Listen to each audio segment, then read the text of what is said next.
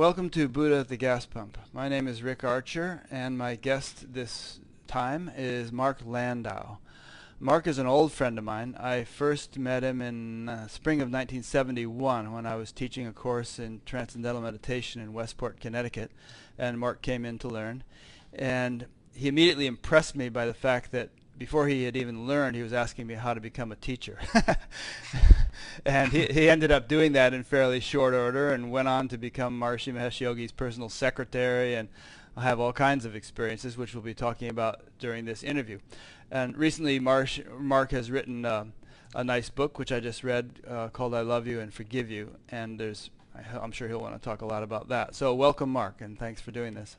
Thank you very much. My pleasure. Yeah. So where would you like to start? I mean, nobody particularly cares about, whether you played football or not in high school, but in terms of the spiritual implications of your life, the things that you consider to be pivotal or influential in your spiritual path, let's start with those. Well, if I start with those, I have to go back before high school. Because Okay. I remember when I shut down my spirituality. It was at the age of 5. And my family didn't support it, spirituality. My father was a proclaimed atheist. My mother did some ritual things, but there was no heart or life or light in them that I could see. And when I was 5 and in the car, I felt that I saw God, immanent, divine, in the sky. This was not any cloud or smiley face or anything like that. This was divine effulgence beaming out of the sky at me. And I piped up and I said, I see God in the sky. And my father said, oh, what does he look like? And like I said, it wasn't a smiley face, but it felt like smiling and love and divine support and nurturance, and almost like a face smiling out of the sky at me. And I said, like a face smiling out of the sky at me, or something like that. And disdain on everyone's part in the car besides me. I was the 5th one, the last, the youngest. Was so powerful that I decided I was old enough to do something about it, and the only thing I could do was shut down my spirituality. So I did that, and my experiences, and I became a hedonist, and but one high school thing, I wasn't into football, but I would probably say that drugs in high school were a huge part of my evolution. Yeah. For a number of different reasons, and at that time, as you may recall, it was still fairly new in white upper middle class suburbia, and basically unheard of on the part of most people. And there were a few older kids who did some stuff, and then there was about 17 kids in my class that started doing marijuana and hashish and stuff like that. But I did everything I could get my hands on because I was in pain, and I wanted peace, and I wanted oblivion, and I wanted some kind of breakthrough or something. And I even did heroin in high school. Yeah, so did I. Were you attributing some kind of spiritual significance or to the drug use, or were you just doing it for kicks? Not at all. At the time, it wasn't that much of a conscious thing in terms of altering my consciousness, but I knew that I didn't like how I felt, and I wanted to do something about that, anything I could do. Yeah. And to be honest, the first time I did heroin, I felt peace like you wouldn't believe. It knocked me off my feet, literally. I had to sit down on the edge of the bathtub in the bathroom where I was being shot up, and it was for peace and for even oblivion that I was doing it. It wasn't consciously for any kind of spiritual experience at that time. Yeah. I think I threw up the first time I did it. I only did it about 3 times, and that was after having done all the other drugs for a year or so, and I was kind of near the end of my drug experience. In fact, I think I did heroin during my 15 days of abstention from drugs before learning TM. I think the first time it was fabulous the first time, but the the second time I think, and several times after that, I started getting sick from it. Yeah. But like you, I had been doing other things before, long before, and to the point where I got stoned out of my gourd and went to school and got caught. Mm-hmm. And you know, my parents were so shocked by it that my father asked me if I wanted to see a psychiatrist. And I said, yeah. I figured, you know, at that point, I figured I could learn something, you know, that maybe it would help. I'm willing to try anything, including drugs and psychiatry. So I began my first path of self-discovery healing. And it was 3 times a week. Wow. And it was a psychiatrist. It was client-centered psychotherapy. And I went all through college. And like you said, a similar experience. The second I got away from home, the second I got away from Westport, you know, which is a beautiful, wealthy, affluent, artsy community, but for me it was hell. You know, it wasn't a happy place. I lost all interest in drugs and just spontaneously stopped taking all drugs as soon as I left home. And yeah, go ahead. I was just going to probe you with a question, but you obviously have more to say, so continue. Oh, yeah, you can probe me with a question. But in the middle of my 2 semesters of my freshman year, at the end of my first semester freshman year, my girlfriend found a lump in my testicle. And they told me they'd do a biopsy, but they removed it while I was under. It was cancer with metastases to the lymph nodes in my abdomen. They call it near metastases, which is good because if it was far metastases, it probably would have killed me. But even with near metastases, it's very lethal. But what happened then was I went through 2 operations in a year of chemotherapy. And towards the end of my year of chemotherapy, my spiritual experiences awakened again. And I was like, 18 or 19 at that point. And I would have what we later came to call unity experiences. You know, I'd be lying on the ground and at the University of Wisconsin and looking at everything. And I just felt absolutely one with everything. With the blades of grass, with the concrete sidewalk, with the buildings, with the people, with the cosmos, with the galaxy. I just felt a core identity that was one, that was absolutely the same for all things. Interesting. You'd think that with chemotherapy it would have just been all kind of dulled out and muddled and foggy, but you were actually having these experiences. During the chemo, it wasn't so much that way. Yeah. During the chemo, I was terribly sick. Of course, I lost all my hair. I had sores in my mouth. I couldn't eat solid food. I had to drink from a blender. In those days, chemo was a lot more brutal than it is now, too. It was, and one of the pioneers was there at the University of Wisconsin, and I was one of his guinea pigs. And but it was towards the end of the chemo, and it was in between because they don't give it to you nonstop.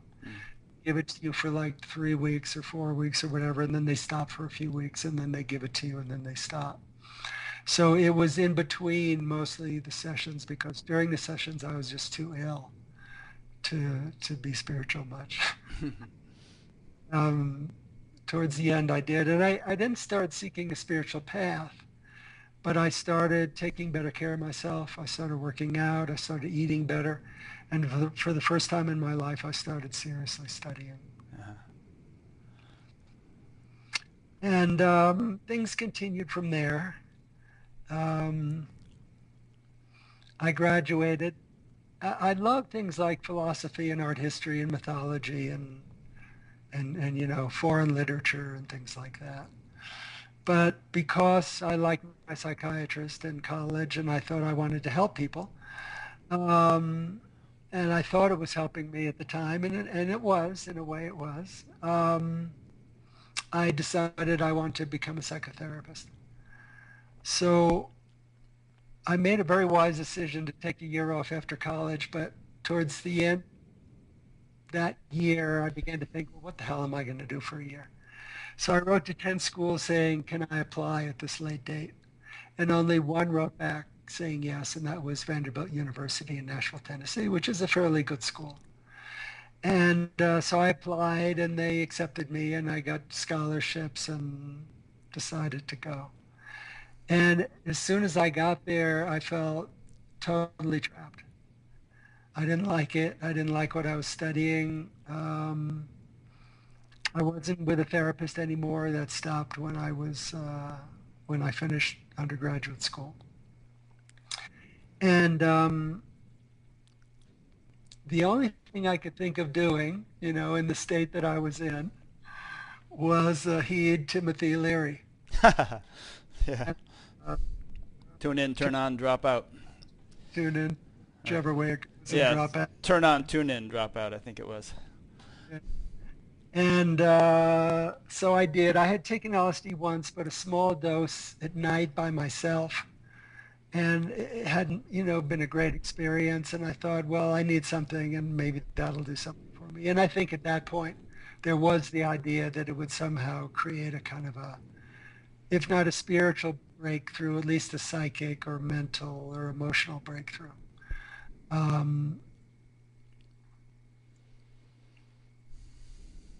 So I did that. I went to Florida. I went to a rock concert, and I took a massive dose of LSD. Oof. And the guy who handed it to me handed me away for, a little thin sheet of paper. And I started to pop it, and he said, you might want to tear that in half.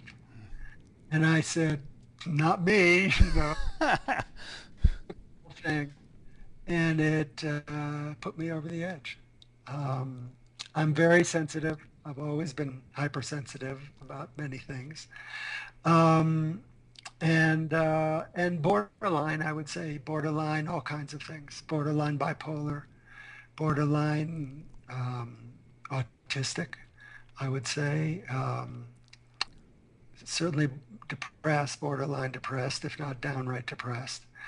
And LSD was enough to completely knock me off my feet. I lost all rationality. I didn't know what simple words meant. I didn't know what normal behavior was.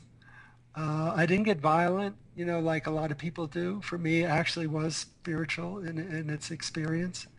But I nearly got arrested. My girlfriend walked me into University of Vanderbilt Hospital. I somehow got back to Nashville from Florida. I don't remember how, but I remember almost everything that happened. I think my sister put me on the plane, and they hit me with Thorazine, and I started to come down, and I got out, but I wasn't completely down, and I went back up, and my parents got me back in, and then they really hit me harder with Thorazine, and that did it. Mm. And it had very profound effect on me, as one might think, including, I would say, slightly, and they write about this in the literature, slightly stripping away filters that we have that protect us, from the world, making me even more aware, perceptive in some ways, sensitive, hypersensitive. I went through depression, and I came out of that, and I felt better, and I took a year and went around the world, which was fabulous. I didn't get around the world. I got through the South Pacific and the Far East. And that took a year because I didn't want to leave, Tahiti or, Papua New Guinea or Singapore, immediately. And that's when I came back. And when I was in Australia, I had powerful peak experiences. I met a vegetarian in Samoa, and nearly got eaten by sharks in Fiji. And then when I was in Australia, I had fabulous experiences in New Zealand. But in Australia, I had these very powerful peak experiences, very spiritual. In one day, I shaved my head, became celibate and vegetarian. For a day. Uh, all in the same, all on the same day, Mm, and continued in that vein for the rest of my trip and more. mm. Um, and I started seeking a spiritual path consciously at that point. I went and checked out the Hare Krishnas. They didn't, appeal to me at that time for whatever reasons. I just kept my eyes and ears open and looked. When I was in Kuala Lumpur, I went to a Hindu temple, and there was a beautiful young man doing yoga in the sunlit open courtyard within the temple. And this grabbed my heart. This really pulled to me. I didn't talk to him. I didn't talk to them. I didn't think about becoming a Hindu, but that had a very strong effect on me. And I did some things in Japan. None of them really stuck or meant very much. Um, but then I decided my ticket read Tokyo, Delhi, ironically enough. But I decided to fly to New York instead and came back to Connecticut. And my parents saw the difference in me, of course. And my mother it was actually who showed me an article in the New York Times about Transcendental Meditation and the New York TM Center. And I decided I'd go into New York and see what they were about. But the very next day, I saw a poster up in Westport about the intro. And the intro was Michael and Charlotte Kane, I think, told me about it. And everything they said kind of made sense to me, and I liked what I felt and saw and heard. And then Shh, went to, be quiet. that's okay. Then everyone needs their word from time to time. I went to the prep, which you gave with Ingrid Zetterstrom. Mhm. And I didn't remember this when I was writing my book, but I had this in other writing that I had, I didn't remember Ingrid that well. But I started, and I had immediately in the first meditation, I had a beautiful, blissful experience. I went very deep right away and decided I was going for it. And I went for it. I was full-time pretty much for 5 years. I went to 3 teacher training courses in a row. And during the third one, I joined what they called the 108, which was a group around Maharishi to help him and work with him. And I soon became, like you said, his secretary, his personal assistant. And I conducted teacher training courses and became a minister in the world government and helped some ambassadors start meditating and, did all kinds of stuff like that. It was my whole life. Mhm. You mentioned the teacher training courses. In your book, you talk about how the long meditations we used to do on those courses, and you said that one time you meditated for 3 days straight. Um, I mean, did you mean like totally 3 days straight, or did you get up to have a bite to eat and go to the bathroom and stuff, or what?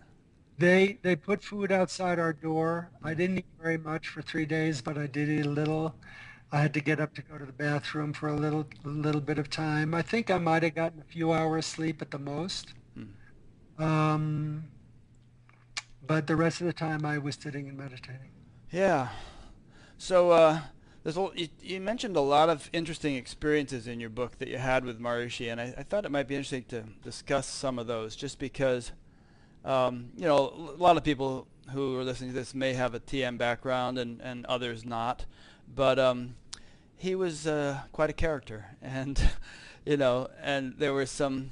It's kind of one of these people you meet in life, whom from the outset you feel like this is no ordinary person. This person is, and it's not just because of the way he looked or the way he dressed or anything. There was something about his personality and the sort of the influence that he radiated, and in many cases the things he was able to do, which struck any observant person as remarkable. So there's some highlights along those lines you feel like talking about? Sure, sure. Well, the first time I saw him, I mean, I saw what I had been looking for. And it wasn't just, his charm or charisma. I could see that and feel that. But I actually saw golden circles of light radiating from his person, concentric circles, strong, clear, filling the room with golden light. Was it And customary for you to see things like that? uh, no, Okay. prior to seeing him, I hadn't seen that in anyone or anything. Um, you know, Sometimes when I looked at trees or something, I would see a little bit of white or energy or something around them, but I didn't pay it much mind. But when I saw him, and I didn't see that around him all the time, I only saw that around him when, in my terminology, he was cranking at the darshan. Um, but I saw it almost the first time I saw him. I think it was the first time I saw him in Amherst at the 1 month course in 1971. Hmm. Um, and so, and right, and like I wrote in the book, not only those, more translucent waves of concentric circles of golden light, but there are times when he would produce a halo right behind his head, which looked to me like a shimmering gold flat plate, almost like the disk of the sun. Um, and I didn't see that around him very often, but I did see it, maybe in the 5 years I was with him, something like, 10 or 15 times or something like that. I can't remember if I saw that in Amherst or not. Do you think it was something that he produced on those specific occasions, or more that your perception tuned into it on those occasions? No, it's my experience that the amount of darshan or energy that he produced was quite variable. And there were times when he hardly produced any, and there was times when he produced a lot. And he had control over it, No, or the circumstances would bring it out. I would say the circumstances would bring it out. It had a lot to do with how well rested he was, how he felt, the circumstances, who was with him, what he was talking about, all of those things combined um, would produce it. Um, Well, and I mean, haven't you kind of experienced that yourself in like I have in teaching situations? You get up in front of a couple hundred people and you're teaching, and this energy just kind of comes through you, and you feel like you're engulfing the room with it. And then other times you're just Joe Schmo, with not much going on. Absolutely, absolutely. I've had people come up to me and tell me that, they saw auras around me for the first time in their life. I had one person tell me that they saw a halo behind my head. And it had totally to do with the circumstance and what I was talking about. I had no control over it. Yeah, somehow you put yourself in the situation as an instrument, and then whatever the mechanics are, that energy kind of ramps up in you or through you, so that as an instrument you are more effective. It just somehow works that way. Exactly. Yeah. So if you're there in front of, people who are receptive and you're talking about spiritual things, the energy starts to amp up. It does. People can sometimes definitely feel it and oftentimes see it. Hmm. So that happened to me much more when I was doing much more teaching. Yeah. It hasn't been happening to me that much lately, but I know it's there. Hmm. Um, So do you think this is a general point? I mean, all these gurus with you know, their Shakti and their Darshan and so on. Um, do you think that, well, it's kind of a weird question, but obviously not anybody could get up and just start doing that. There has to be some qualification, but people who see them and their followers often make a big fuss about them, and just kind of elevate them to the skies, and have them up literally on a pedestal. But it almost seems like it's just a kind of dynamic that gets created between the guru and the students, that if that guru were just working in a 7-Eleven or something, just wouldn't happen. But maybe it's a moot point, because somebody like that isn't going to go work in a 7-Eleven. They just have a destiny to fulfill. They might have to. I mean, Yeah. Eckhart Tolle lived on a park bench for 3 years or whatever it was. Hmm. But I, you know, I think it depends on a lot of things, the soul and their ancient history and how much work they've done in this life, and all of those things combine. But I think anyone has the potential. Everyone has the potential. Mm. And they started, doing spiritual things and getting into it, and they were placed in front of a group to a larger or smaller degree. I think it could happen with almost everyone out there, really, Mm. basically. But some people have done more. Some people have a longer history and a more spiritual history, and I'm talking about past life history. Some people align themselves with lineages, and they borrow the power of the lineage, and the power of the lineage goes through them, which can amp it up very significantly. That's an interesting point. In fact, that's what Maharishi told us we were doing when we instructed people. He said you're kind of connecting yourself with this tradition of teachers that goes back a couple of thousand years, and that's how the teaching you're imparting has potency. Yeah, and I believe that. I mean, if you align yourself, with a lineage, a line of teachers who have been doing this kind of stuff for thousands and thousands of years, then you can piggyback a little bit on them or a lot on them too, depending Yeah. on the person. And presumably, if we want to get really ooga booga here, who might actually be in some sense overseeing or things, here on this plane, overseeing the representatives of their lineage who step up to teach, such that when they do so, there's the full kind of force of the lineage behind them. I believe that's true also. And there are other beings, there are archangels and there are species devas and there are, there science has pretty much proven that there are other dimensions. There are higher dimensions or more dimensions in the three we live in. And there are all kinds of beings out there that could come and lend us support. But I think one of the major mechanics of it is that the energy and the adoration of the followers of the person, they're all focusing their love and devotion onto this person. And directly in my experience, Maharishi would use their energy to create a kind of a feedback loop Hmm. and amp up the darshan. And he did this with me at science symposiums. I mean, in Chicago or wherever it was when Larry Domesh got up to speak, he was a physicist and Maharishi's darling physicist at that point. Maharishi looked for me in the audience. I was sitting in the front row, and he found me, and he started using me as a vehicle to adore Larry Hmm.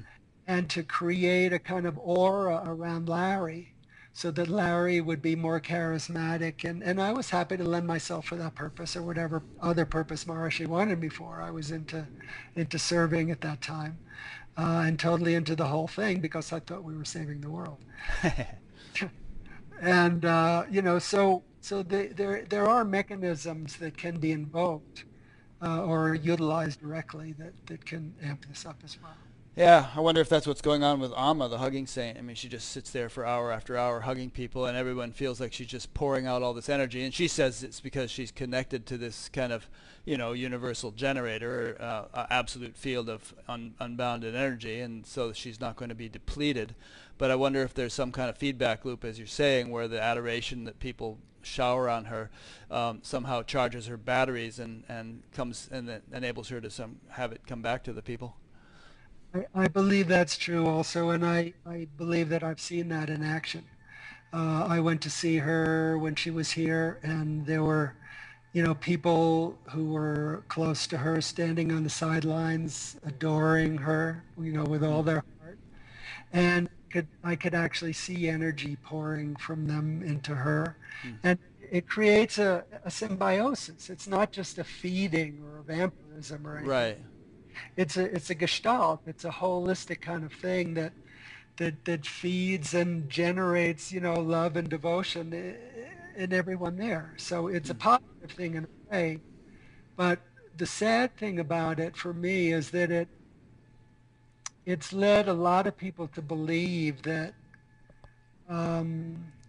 that those Shaktipat experiences were giving them some kind of lasting healing and enlightenment. And I believe it was feeding them. I think everything that we do helps to a certain degree. But I mean, with all that I experienced with Maharishi and the other teachers that I've sat with, I was left back with my fucked up inner state. Huh.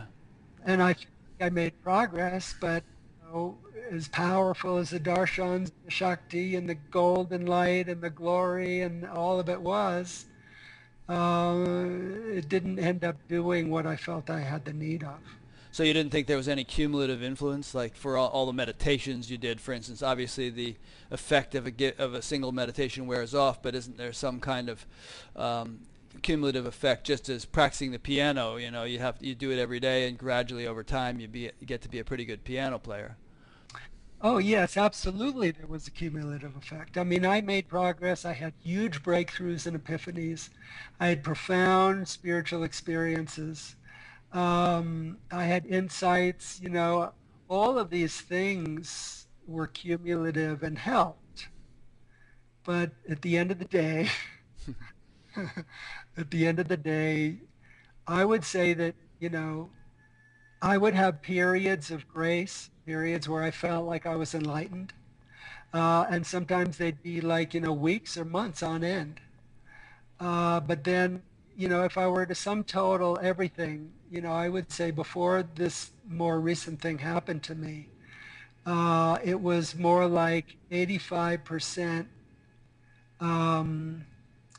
spin, fear, angst, anxiety, unhappiness, desperation, and 15% grace and beauty and enlightenment and and the good stuff. So even in your heyday, when you were Maharishi's personal secretary and you were having all these great experiences and all, you were 85% fear and angst and all that? No. There were longer periods besides the weeks and the months. There were periods like years. And in that experience, in the glow of, being around Maharishi in a way was, like being in heaven. And there was a writer who's a playwright, I forget his name. William Gibson. William Gibson wrote a book called A Season in Heaven. Right. He also wrote The Miracle Worker. Yeah. Okay. Right. So it was like celestial air, and I had a mission. I had a purpose. It was saving the world through TM. And so I was pretty high almost the entire time, except for the, when the deep disillusionment started coming in, and it started getting really crazy when the CIA came and all of that kind of stuff. And the CIA came because it was after Jonestown, was it, or something? Or it just became such a popular thing, the CIA decided to check it out? Well, it was my understanding that there were 9 United States senators meditating, mm-hmm. and that hundreds of thousands, we know, hundreds of thousands of young people in America were starting to learn how to meditate. According to Maharishi, someone in India was going to run for prime minister, and Maharishi said, no, you're not strong enough, you shouldn't do that, so he didn't run for prime minister. I mean, this little man from India had this huge amount of power. Generals who could blow up the whole world were coming from the Strategic Air Command and giving him flowers. Right. General Davis. So I think at one point, finally, Jonestown may have had something to do with it, but at some point, I think the powers that be decided that they had to look into what the hell this man was doing. And you were there at that time? I was there at that time. How did you know the CIA was there? Because one of them sat next to me, and it was as obvious as day as the nose on his face that's what this man was. Uh-huh. Him who he was and his background. He said, I'm from the military. But he appeared out of nowhere. No one knew who he was. He was right there in the meeting room with Maharishi and a small group of us. He was sitting right next to me. Wonder how he got in. And Maharishi didn't have guards then so much like he has now. Mm. CIA operatives have their own skills as well, I assume. And, he got his way in. He didn't tell me he was CIA. I can't prove it. Right. But, Well, Maharishi certainly talked about it all the time, and some people thought he was paranoid, and sometimes he would accuse people who were good friends of mine that you knew weren't in the CIA of being in the CIA, just to sort of mess with them. to mess with him, I think he was getting paranoid. He was. I think he went into a depression. He felt like he was being attacked by the biggest power on earth, which in a way he was. He would take everyone out on boats and sit out on the water. And he would call all kinds of people CIA operatives, and we know that they weren't. So I think he actually did go into a kind of a tailspin.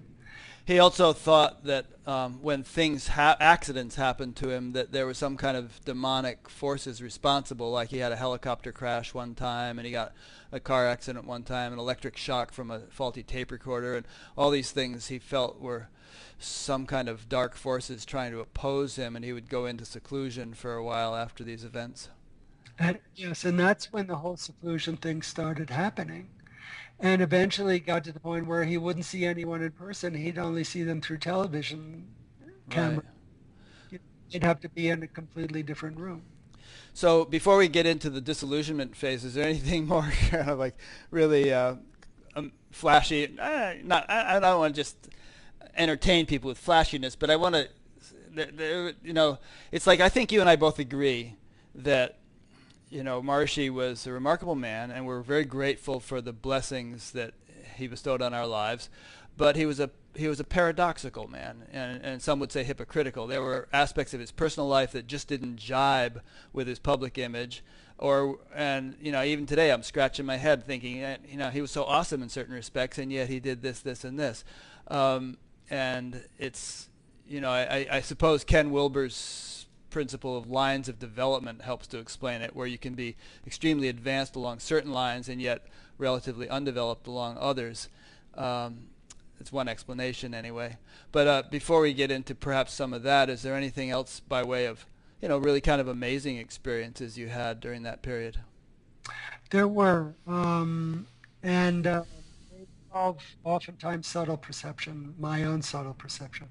There were times when I felt I actually shared his perceptions and was seeing things as he was seeing them, and seeing what he was seeing. He definitely had higher dimensional help. When we used to make teachers in big halls, these huge halls, what I would call angel stations would gather in the corridors between the puja tables, the ceremony tables. And I had to walk through one of them once. And there were about 7 angelic beings all there, huddled together, not huddled, but standing together. I had to walk right through them, and they flew off in every direction. Maharishi didn't like people walking, in the corridors at those times. He told everyone not to, but I had to get to him to tell him something that I knew he wanted to know, he would want to know. So, there were things like that. When we got to Murin, the 3 mountain devas came to check him out. And I saw them, and he saw them, and he stopped talking, and he looked up at them, and they communed for a while because they thought he was someone they were waiting for. There was so much light in him that they thought he was this being of light that they'd been waiting thousands of years for, and they determined that he wasn't. And they kind of acknowledged each other, and the 3 of them left, and Maharishi started back in where he was talking. So there were things like that. He could put people in a trance. He could send his awareness off into the distance, far away, and put people into a trance. And in my experience, I was driving him through Germany, and we were late for a ferry in Germany. And in Germany, the ferries are very punctual. And we were really late. We were like 10 or 15 minutes late. And he would put his awareness out and tell me when I could speed through red lights, when no one was around and I could just speed through red lights, and when I had to stop. And so he was doing that for a while, and I was told that he did that in the helicopter too. If it was foggy or cloudy, he'd signal to the helicopter with his hand when to go up and when to go down, when to go to the right, etc. But he stopped doing that, and he went into a quiet space and let me drive the rest of the way there when we were about 15 minutes late getting there. And when we got there, the gangplank, the ramp for the ferry was still out, and we drove down and the captain was standing right there at the ramp. There were two crewmates looking at him, kind of, what the hell is going on with this guy? He's just standing there in a trance. And as soon as we got on the ferry, he came out of the trance and he looked around and he told the guys to take the ramp in, and he went to the pilot's quarters and he took off. And, I innocently told people this on Fairfield Life and got lambasted, because Charlie Lutz had an almost identical experience with him. Incidentally, Fairfield Life is a chat group that I happened to set up about a dozen years ago that's still running strong, and it's a Yahoo group. And Charlie Lutz was one of Maharishi's original kind of followers back in the early '60s. Anyway, continue. I just wanted to fill that in. So two people had that experience with him, and I had the experience of him getting inside of me and putting me out, and him getting inside of me and helping me sleep on a plane when I was so totally wired from no sleep for 24 hours or more that I couldn't sleep. And he'd get inside of me and unhook all the hooks, and I'd sleep like a baby for the rest of the trip. So this is when we were traveling on the state legislature tour through the United States, things like that. I was alone with him at that time. And later, I had help. There were two of us as his secretary, which was much better than just me. And there were other things, that are in my book that, you could read about if you wanted to.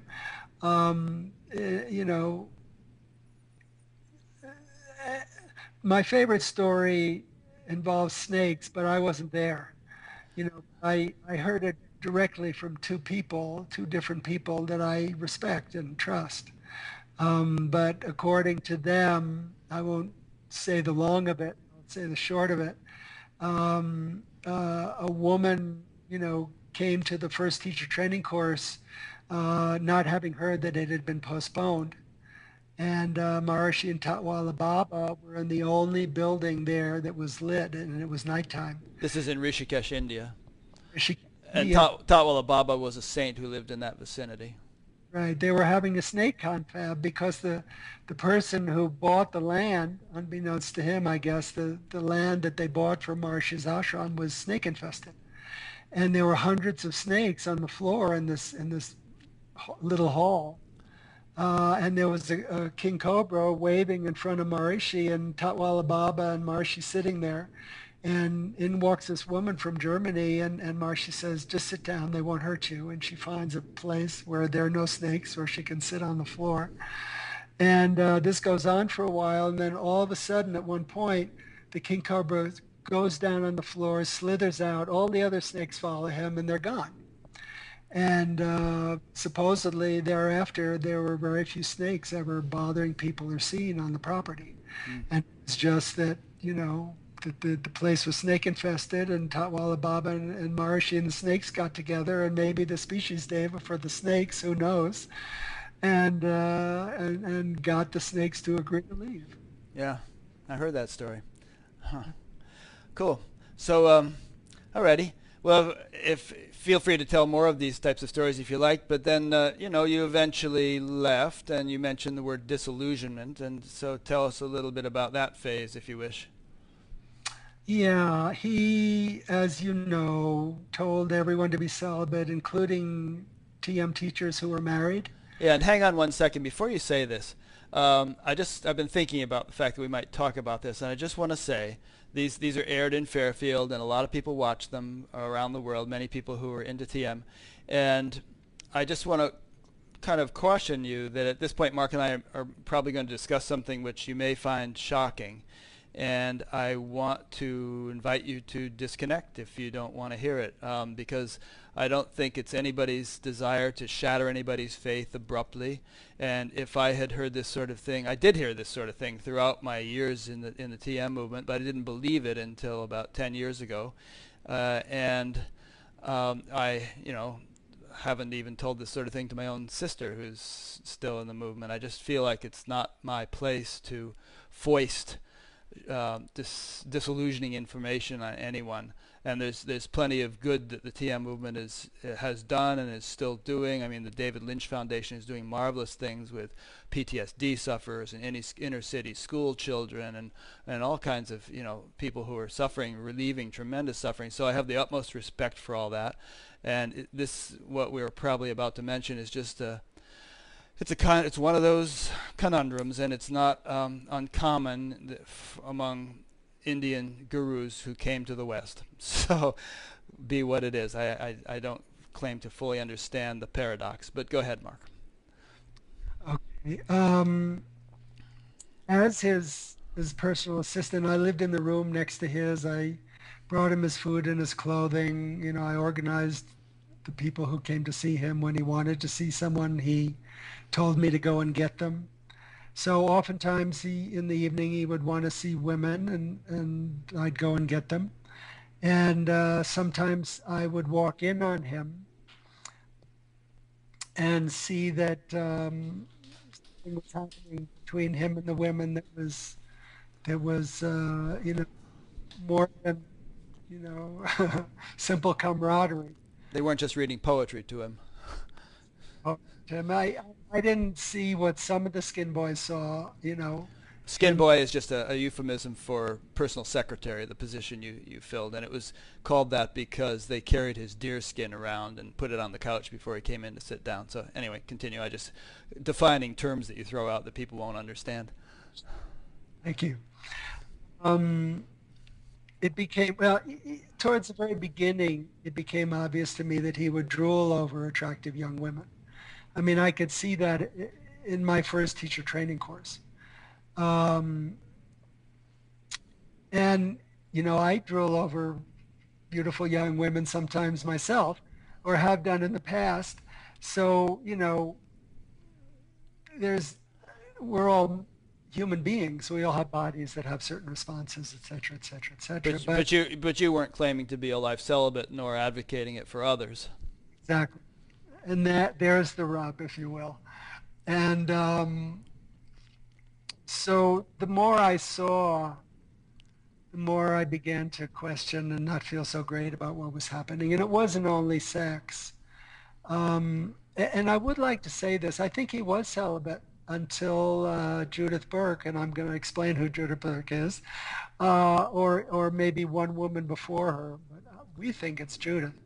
But I think he was celibate for a lot of his early life, and at one point just decided, I want to experience that. Yeah. Well, yeah, actually, stories did go back to the early 60s, but I mean, Shankara did the same thing, the great founder of non-duality, who was a celibate monk, except he didn't do it in his own body. He left his body and assumed the body of a king, entered the body of a king who just happened to be dying, and boom, the king springs back to life, and Shankara had the time of his life for about a month with the king's queens, and then at a certain point the queens got hip to what was going on and went to sent scouts to go and burn Shankara's body so he wouldn't be able to return to it because they liked him the way he was in the king's body. And Shankara's disciples kind of woke him out of that trance just in the nick of time, and he came back into his body, the king dropped dead, and Shankara went on being a monk. But if we believe that story. But nonetheless, Shankara felt that he needed to have that experience to round out his repertoire in order to be able to really best anyone at a debate on any topic. Right. And, Judith wrote a book about her affair with Maharishi. Judith Bork, and the book is entitled Robes of Silk, Feet of Clay. Right? And it's a very touching, innocent, lovely book. I mean, I was surprised because it leads one to believe, and I think it's truthful, her experience, that she might have been the first. We know that he came unto me a pharaoh and all of that kind of stuff. But I don't think I know he didn't succeed with her. And I think he might not have succeeded with other women, but there might have been other women, I don't know. But it came across as almost a coming of age of a 50-year-old celibate guru. Um, but at the time, there were other things that were worse for me than that. And that's that he would use people and discard them. Oftentimes when they ran out of money, I paid to be his secretary. I paid to be in the 108. I spent nearly $100,000 of my own money to work for the movement for almost 5 years. And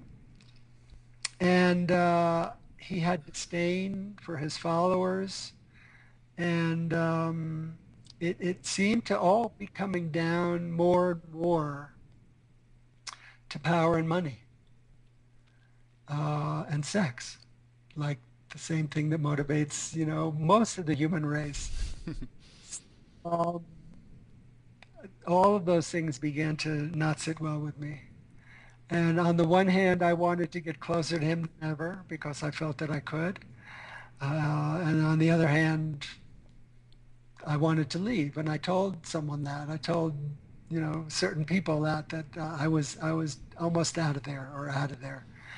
And then finally it came to a head and he kicked me out. And it was devastating. But, I also set it up, that he would kick me out in a way. And some people would say, well, this is normal guru behavior. The guru boosts you up and then he knocks you down and it busts your ego and so on and so forth. And, there have been so many cases where people have rationalized all kinds of things in the name of, crazy guru wisdom and that whatever the guru does is divinely inspired and he can't do wrong, and it's cosmic intelligence working out people's shortcomings and so on and so forth. But I'm afraid that line of thinking has been responsible for a great deal of abuse in many movements, far more severe than anything that ever happened in the TM movement. Yes, I agree with that. If you believe that the guru is absolutely divine, infallible, perfect, and can do no wrong, then it's all for your good. And in a way, even without that, one can say it's all for your good. There's a part of that has validity. But if there's abuse and greed and criminality and, shadow, definitely dark, deep, powerful shadow going on, and one denies it, then one has left the valley of truth, if you will, and is in denial. Yeah, I mean, ultimately, if we want to look at it that way, we could say everything that happens is all for everybody's good. If we regard God as ultimately benign and concerned with the evolution of the universe, then all the horrible things that have ever happened have somehow, from that perspective, been in the interest of evolution. It's just God playing within himself, assuming all these roles, But I don't know. When you take it down to the human level, I don't personally, my own values are such that I don't want to use that as a alibi for abuse and misbehavior on anyone's part. And we're on the same page there. I think also, I think it's important that we use our discernment to really see what is, and that we can do that. We are multi-dimensional beings. We live, I believe, always on all the dimensions simultaneously, but we also live here in the 3D. And, in the 3D, there's that which damages and corrupts and hurts and causes bondage. And there's that which heals and helps and liberates and, comes from real love. And I think it's important that we use our discernment to determine when it's one and when it's the other, if it can be, if it is the other. Yeah. I think in a lot of, gurus' cases, especially the ones who came from a protected environment in India and came to the West, and there was the onslaught of all the flesh that is pervasive, and all the wealth and all the corruption and et cetera, et cetera, et cetera, that a lot of them succumbed. Yeah. I interviewed Amrit Desai a few months ago, and he was one of those who famously succumbed. And it was a big scandal, and most of his followers left him. But he ended up turning around and dealing with it in a very mature way, which is, everybody got counseling, and he completely opened himself up to a discussion about what had happened. And to this day, he does that. I mean, I brought it up during the interview, and he said, yeah, I was a younger man. I had a lot of sexual energy, didn't know what to do with it. I just kind of lost it, got carried away. But I admired him for his candor about that situation, instead of just trying to hide it. I mean, I suppose he did try to hide it as long as he could. When it blew open, he dealt with it in a what I regard as a mature way. Yeah, I respect that too. I feel that, in that regard, one could say that he had more maturity than Maharishi did about that particular thing. Yeah. Although, I mean, in Maharishi's case, and perhaps we can be sympathetic about it at this point, his movement was much bigger. He was much more famous, and his aura, or his persona was much more clearly, at least from my experience, was very clearly defined as this pristine celibate monk. And I don't think there's any way he could have turned it around and said, okay, well, here's what's really been going on, and I'm very sorry, and now we're all going to sort of talk about this. I mean, it just wasn't the way he operated. There was this sort of, I often felt that there was a need-to-know basis, the way things worked around him, and I often felt that this might be related to that he only had people close to him whom he could absolutely trust with any secrets, and there was a sort of a hierarchy of secrecy that filtered down throughout his whole organization, and sometimes for good reason, because some nice worthwhile project would get underway, and if it got out too soon that it was going to happen, opponents to it would come and try to stop it. And I'm rambling a bit, but maybe your thoughts on that. I think a really different page, because I agree with you how things were. He had this persona, this world personality, but I think he could have done it differently. I think he could have just come out, because he in the early days, he would say things like, I renounce renunciation. Mm. And he could have taken that a step further and said, I believe in the power of celibacy. I've experienced it for 40 or 50 years or whatever. I advise you to try it, and I advise you to do it. But I feel like I've done it enough, and I want to experience worldly pleasure. Yeah. He could have done that, but that wasn't him. But I'm saying he didn't have that maturity. Right.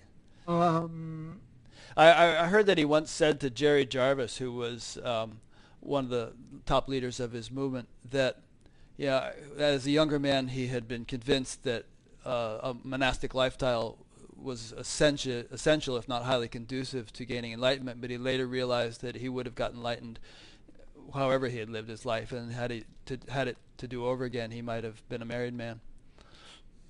I haven't heard that, but I have heard that he told someone that he wasn't enlightened. Ah, interesting. Can we talk about that for a second? Or is there not much more to say about it? There isn't much more to say, and it really is almost a breach of confidence. Okay. I just to throw that out there, but I would want to leave that with a person that he actually said it to. Okay. To come forth and go more into it. Sure. All right. So where shall we go from here? We spend more than enough time on Maharishi. I love him dearly. I would never trade what I did for anything. I fell in love with him right away, and I loved him pretty much the whole time. Even when I was getting disillusioned, I didn't want to lose him. He was a phenomenon. As I write in my website, in my book, what a mixed bag he was, because he was totally mixed bag. Very deep shadow and very profound light. Um, but I certainly think we've spent more than enough time on him in this interview. Yeah, well, I've never really done that in any of my interviews, and you're the guy to do it with, so that's why we spent the time. Okay, I'm glad we did it. Yeah, but this is more about your whole path. Okay, so I think we've concluded the Maharishi chapter of this interview, and so where would you like to take it from here? What happened when you left? I went, I went through a lot of different spiritual things. For me, the career and the money were never a big draw for me. What I really wanted more than anything else was enhanced spirituality and healing, becoming whole. That's always what I wanted. I love the arts. I have a lot of respect for people who support themselves through their art. I've written over 100 songs. I love music. And I thought I wanted to be a rock star once, but I wasn't as motivated anywhere near by that or anything else as I was by the spiritual stuff. So I went through a whole series of different things. I went through Coda, 12-step stuff. I just started doing everything that I was drawn to that I thought might help me. And if it helped me, I started facilitating it with other people. So I did Rebirthing, Shamanic Journey, Soul Retrieval, hands-on and hands-off energy and body work. I went through a Buddhist phase. I took refuge with a wild man from Denmark named Oli Nidal, Tibetan Buddhist. He was the first white man to be with a Karmapa. I went through a Hawaiian Kahuna phase, an esoteric Jewish phase, an esoteric Christian phase, and I started working with people. First with hands-on and hands-off energy and body work, and then with rebirthing, and then with shamanic journey and soul retrieval. And then I got into something called DNA activation, which I totally loved. And I just kind of, went on doing everything that I could to heal and awaken, and help other people heal and awaken, and help the world heal and awaken. That's all I've ever really cared about. And I spent a glorious year in South Africa, bringing DNA activation to people there. I studied with different teachers. Any teacher that I was drawn to, I would go and study with them because I still felt that I needed help. And I learned a tremendous amount from Leslie Temple Thurston, and I had wonderful experiences with Gangaji and Neelam and Pamela Wilson and people like that. Okay, and I'll just leave it at that for the moment. And so that was always my draw, my pull. However, I got with a woman who smoked marijuana, and I got her to stop because I didn't want to do that or be around that, and she agreed. And so we lived together for a while, and then we went off to Hawaii on vacation, and we're staying with friends of hers, and they all smoke marijuana. And and at that point I was feeling kind of stuck, and I made the same mistake I did with LSD. I didn't think marijuana could put me over the edge. I knew that LSD could, but I thought I'd be okay with marijuana. But I smoked hefty stuff, Kauai Electric, every other day for 8 days. And I didn't hold back. I took it in and I held it in, and I got higher and higher, and I lost my balance again. And as I said, I think I've always been a bit borderline bipolar, and autistic and all these other things. I had a very difficult childhood. My father was very violent, not physically, but emotionally, energetically, and psychically. And my mother cut me off at the age of 1. Completely. I could never go to her. I could talk to her, but there was this huge wall between us. And so I went through a series of four more psychotic episodes between um, the end of 91 and 94. And most of them were in some way drug related. One of them wasn't. And the last one was the only one where I was allowed to go through the whole thing without it being curtailed by involuntary meds. In each of those four, I was arrested. I was institutionalized. I was given drugs, and the episode was curtailed in midstream, except for the last one. The psychiatrist at the Austin County Jail was on vacation, and he couldn't administer any drugs. He wasn't there, and they didn't have anyone to substitute for him. So I got to come down while I was still in jail, and by the time they sent me to the mental institution, I was totally grounded and rational. And I just made the decision, no more of these. I'm not going to have any more of these. I was flirting with them because they were so powerful and so intense and so high. They were messianic for me. They were spiritual. This might serve as a warning to people listening. Because these days people are fascinated with ayahuasca, for instance. And I know someone in this town here who I consider to be really, pretty highly evolved, quite awakened, who ended up taking ayahuasca and flipped out and has had all sorts of kind of episodes like you've been describing. So, I think people should be very cautious before engaging in any of this stuff. At any stage, but especially if they've been on a spiritual path for a long time and they think that somehow dabbling with some drugs is going to help them at this point. I totally agree. I think they did play a role, especially in the 60s, for a lot of us that actually ended up being beneficial. But it took a toll even then. And there were casualties back then who still haven't recovered, who died or who are still institutionalized. I mean, it's brutal, It's really not a safe and universal path for spiritual development by any means.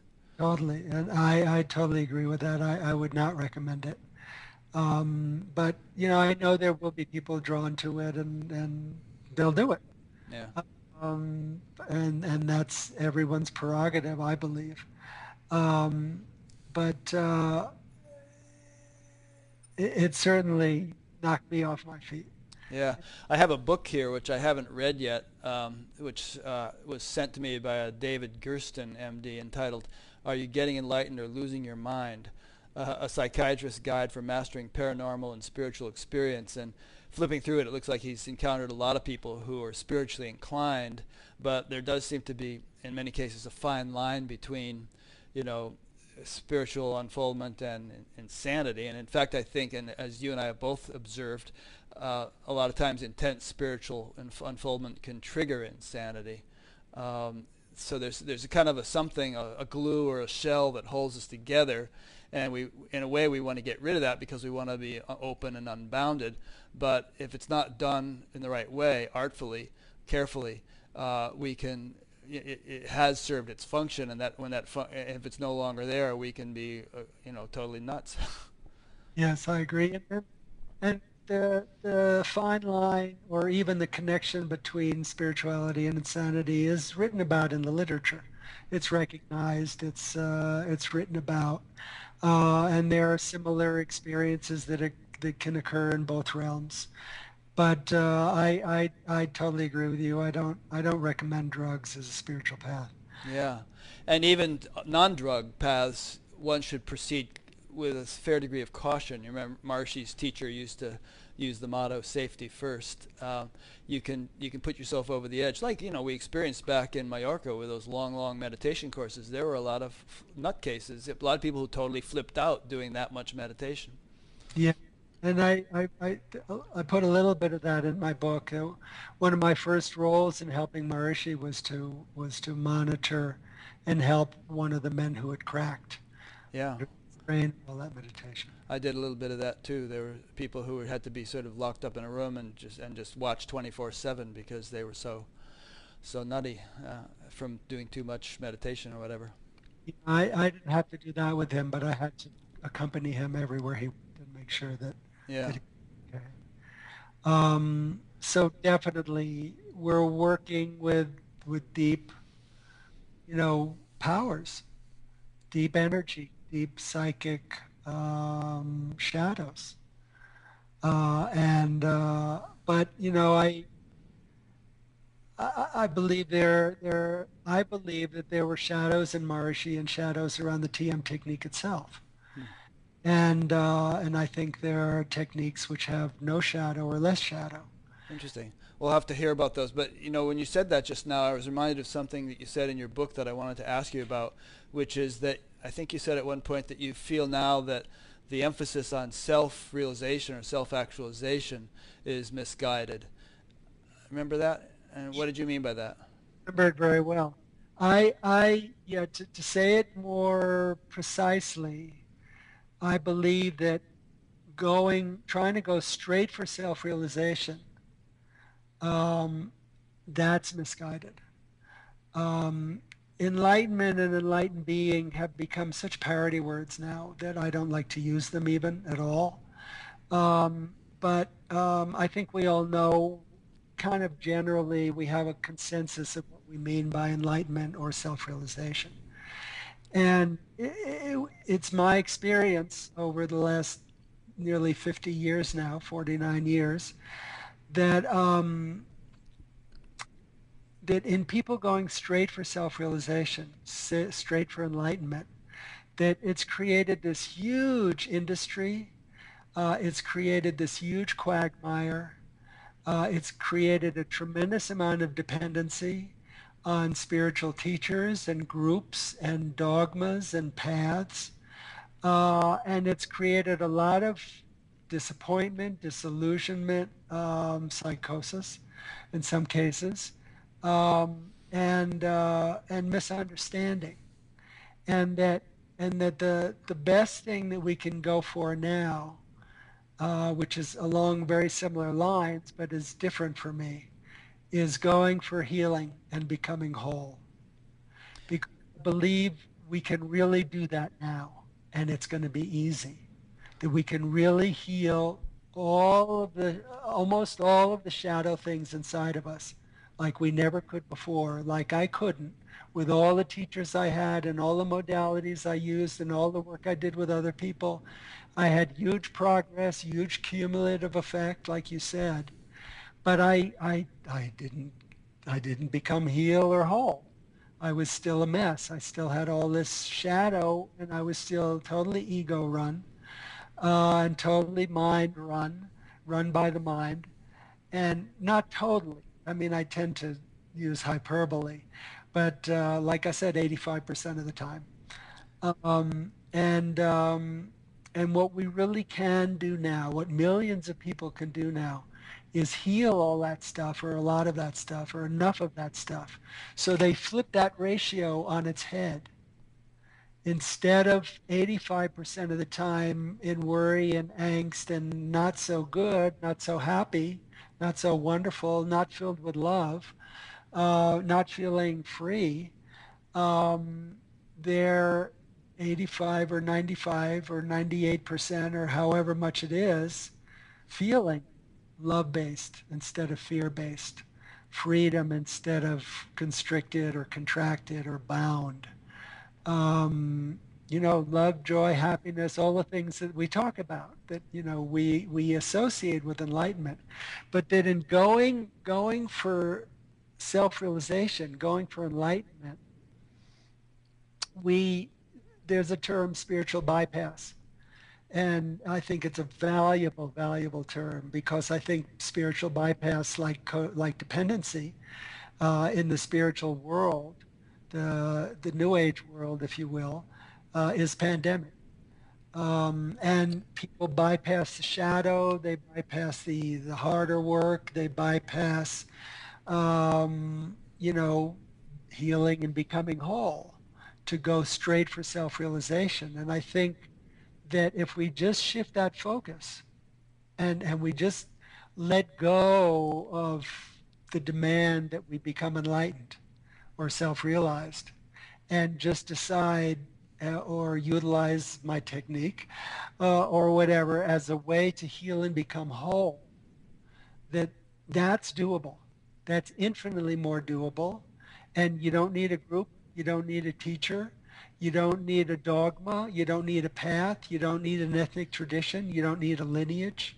You don't need the patina of spirituality. You don't need any of those things. And you actually can heal the shadow within and release it and become more and more and more whole. And there's a kind of self-realization or enlightenment that comes along with that, but it's not what we were told we'd get. You know, it's not what many of us have an idea about. But it's similar to that in many ways. But when it's not the goal, it becomes easier. And when it is the goal and we're trying to go straight for it, it becomes almost impossible, I would say. Okay. So we're going to talk about your technique in a few minutes. But so just to summarize what you just said, you know, you're saying that as opposed to the way it was taught in the TM movement, where, you know, you were told to just, you know, go for water the root and enjoy the fruit. Just go for the transcendent, and everything else is going to just work itself out. You don't have to put any attention on it. In fact, you know, people were debarred from courses for going and getting some marriage counseling or something because, you know, they were considered to be off the program, engaging in any kind of therapy. It was considered unnecessary and distraction and so on. You're saying that really there needs to be a lot of relative healing, and that all that stuff isn't going to just take care of itself if you are steeped in the transcendent. You need to water some of the leaves and branches and so on. Now, are you saying that? Would you acknowledge or say that the two can be done simultaneously? That there can be sort of a transcendence going on, and at the same time you're working on relative stuff, or are you saying that even that is a unbalanced priorities, and that you should kind of go straight for the healing? Because I mean, you know, there is this attitude that you can heal eternally, and you're never going to heal everything.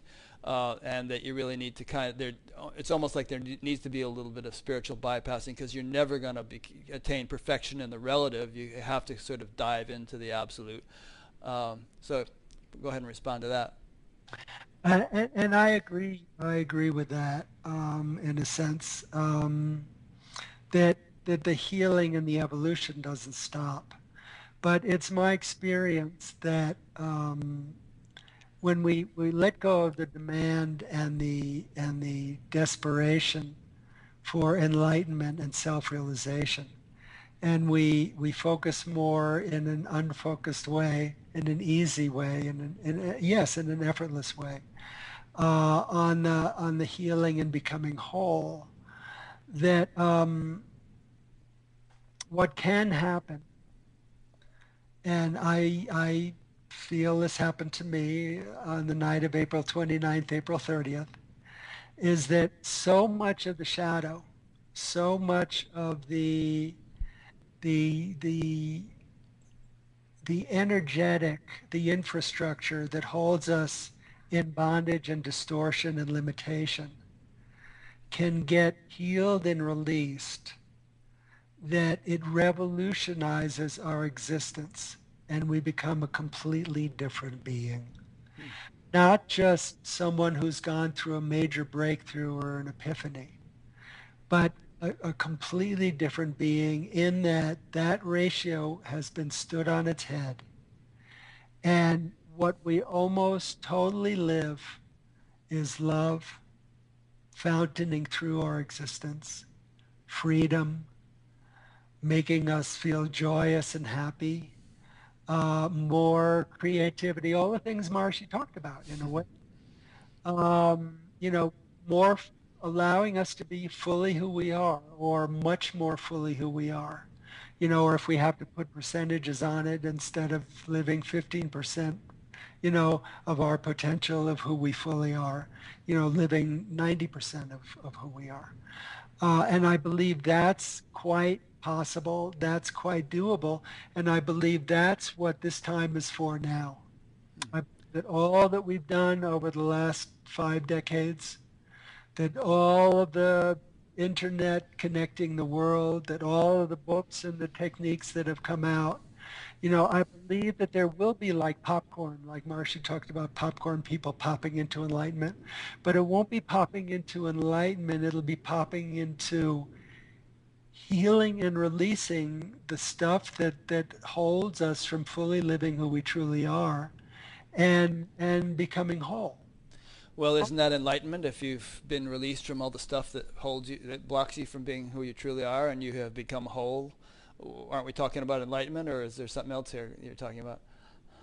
Yes, in a way it isn't. In a way it is, definitely. Um, in the technique that I'm offering to everyone free. Actually, let's back up a second here because you keep alluding to this technique, and you might as well explain what it is, and maybe you could introduce that by explaining what happened to you on April, whatever it was, and how you kind of came upon this thing, and then we'll really unfold it in much greater detail once you've explained that. Okay. So let me just finish my life story very quickly. Okay. Oh yeah, the car accident. That was really something. We don't have to deal with a car accident. Oh, That, okay. that's not as important as the fact that by 2002, I had one book published. It was published in South Africa. And I was in South Africa. And I had worked with thousands of people worldwide. And I was starting to have a spiritual following. Um, but my inner experience was not what I was working for and hoping for.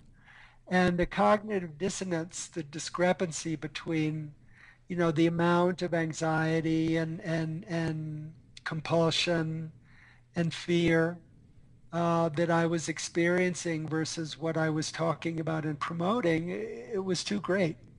So I started to pull back and then I just stopped teaching. I stopped doing healing work.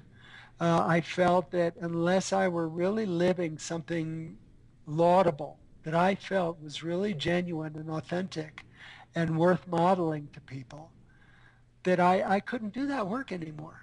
Even though I was stepping aside and calling in higher dimensional beings and energy, and they were doing these healings on people and having fabulous experiences, I couldn't be out there as a model.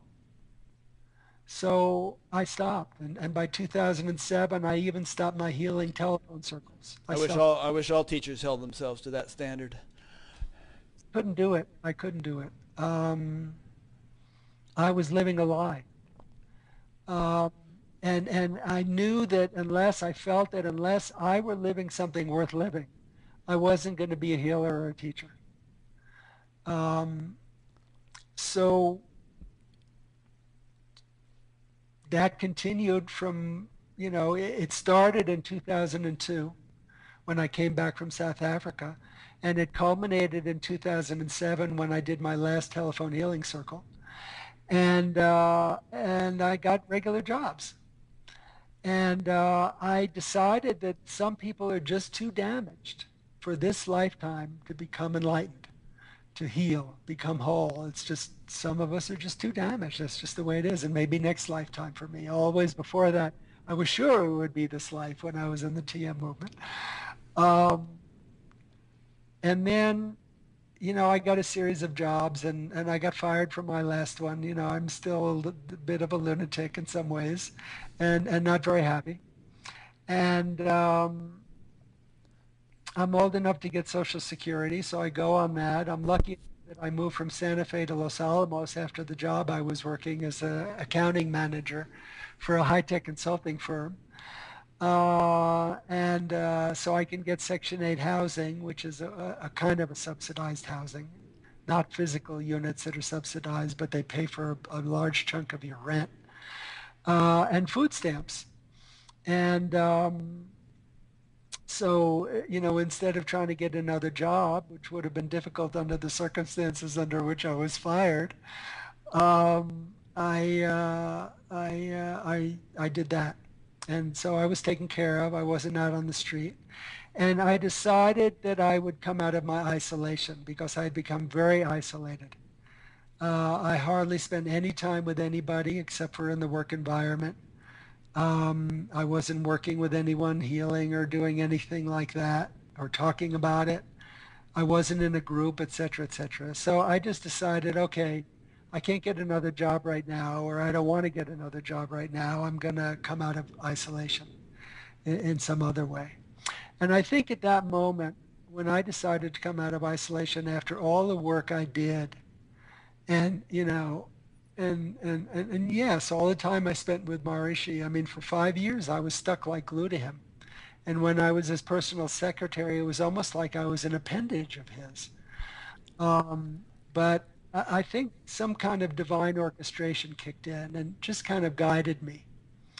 And the first thing I did was get a local, free newspaper and look inside to see what was what. And I saw a little tiny notice about a men's circle. And I thought, oh, that's great. A men's circle, no leader, no money, equals sitting in a circle. I like that. I've not been able to relate to men very well. I'll do it. And so I did, and I liked the men there, yada, yada, yada. And they were all part of a group called the Mankind Project. They had gone through a 3-day initiation, the New Warrior Training Adventure. And so I read a little bit about it, but I really decided to do it because I liked these men. I wanted to continue in the circle as an equal with them, and I couldn't be an equal until I went through this 3-day weekend. So I didn't expect much from it because of all the work I've done and all the facilitation of working with other people, et cetera, et cetera. But it was very valuable for me, and I highly recommend it to any man who may be drawn to it. And, they do a lot of wild things. They don't like people going into details, but what I say in my website and my book is that, for deeper initiation into your own masculinity, mature maleness, for living myth that actually, creates archetypes that affect you, and for some of the best shadow work I've ever undergone, I would recommend it for people. So as a result of that, I decided to claim my elderhood. I was almost 66 at the time, and to start, doing healing circles again on the telephone. I felt really empowered and deepened and strengthened in a deeper level of my own masculine maturity. And so on my birthday, April 28th, this past April, my 66th birthday, I did my first healing circle since 2007. And I loved it. I always loved the work. And there were 7 people, one from South Africa, and it was lovely. And the next day I got an email from an old friend in South Africa with a link to a Drunvalo Melchizedek interview with Jennifer McLean. And Drunvalo is a teacher.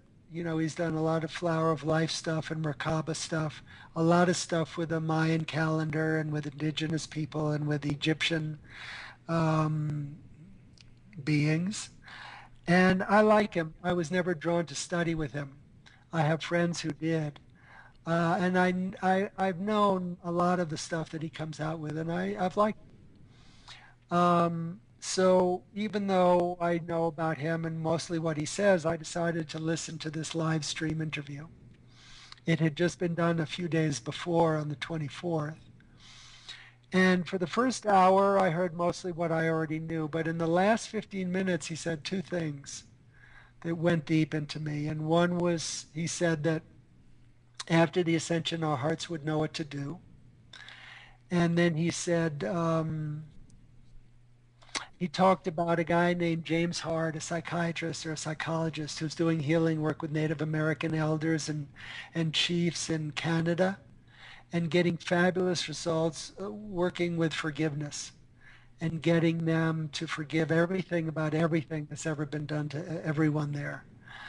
and that they're, he has some computer that's supposed to be able to map their shadow and all that kind of stuff. I don't know about.